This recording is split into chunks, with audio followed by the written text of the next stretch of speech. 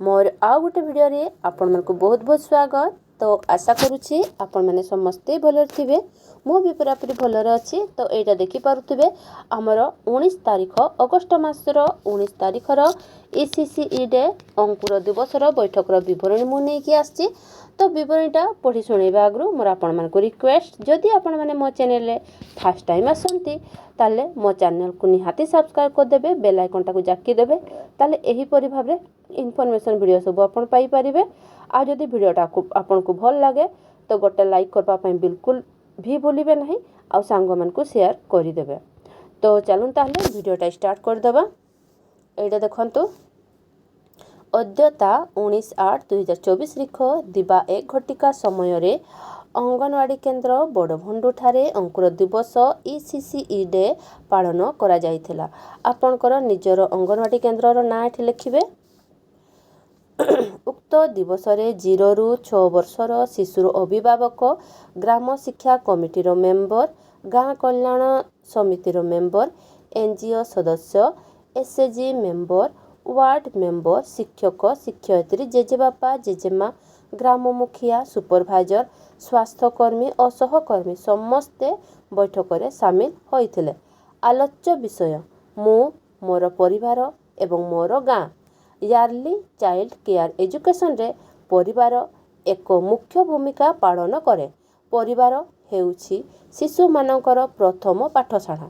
एठारे शिशु माने प्रथमे नैतिक मूल्य, संस्कृति, आदर्श एवं संपर्क विषय रे शिखंती।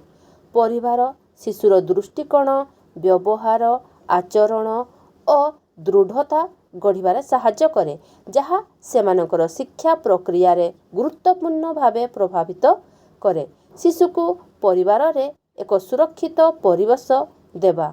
अन्यपटे परिवार शिशुंकर शिक्षा उपरे सकारात्मक प्रभाव पकाइबा पई प्रतिदिन अनेक कार्यकलाप और संवाद जरूरी। स्नेह, आदर्श एवं मूल्यबोध शिशुंकर आरंभरू विकास पाइबारे साहाय्य करे, जहा तांकर भविष्यत शिक्षा एवं सामाजिक जीवन रे प्रभावित करे।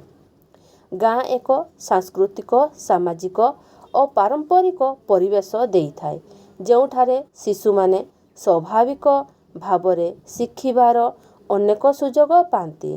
गाँ रे संपर्क, एकता एवं साहाय्य करिवार प्रवृत्ति शिशुंको शिक्षा को सकारात्मक भाव प्रभावित करे। शिशु माननकु एक स्नेहशील एवं निरापद परिवेश दिए। गाँ रे निर्वाहित सामूहिक कार्यकलाप यथा खेल, नाच, गीत आदि द्वारा शिशु माने मिलित शिक्षा पाई थांती, जहा तांको मध्यरे एकता, दया और मिलित भावरे रहिबार मानसिकता विकास करिथाए। गाँ रे रहुथबा परंपरागत और संस्कृति मूलक कार्य शिशु माननकु नैतिक मूल्यबोध, संपर्क आदि शिखिबार साहाय्य करे। गाँर सांस्कृतिक कार्य, पर्वपर्वाणी और आदर्श मान शिशु मानकर समृद्ध सामाजिक एवं सांस्कृतिक मूल्यगुड़िक गढ़िबारे साहाय्य करे। गाँर प्रकृति परिवेश यथा जमी, जंगल और नदी एक स्वाभाविक शिक्षानिधि भावरे काम करे। शिशु माने प्राकृतिक उपकरण द्वारा यथा फूल, फल, गड़ी, पतर, गछ एहिपरि परिवेश द्वारा शिक्षा और कौशल अर्जन करिथांती, जहा सेमानंकर शिक्षा प्रक्रिया रे साहाय्य करे।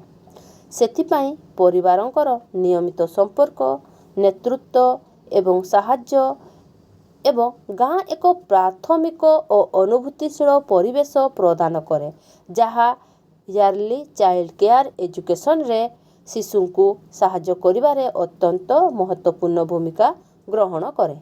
सभा शेष रे समस्त को धन्यवाद अर्पण करी सभा सांग करागला।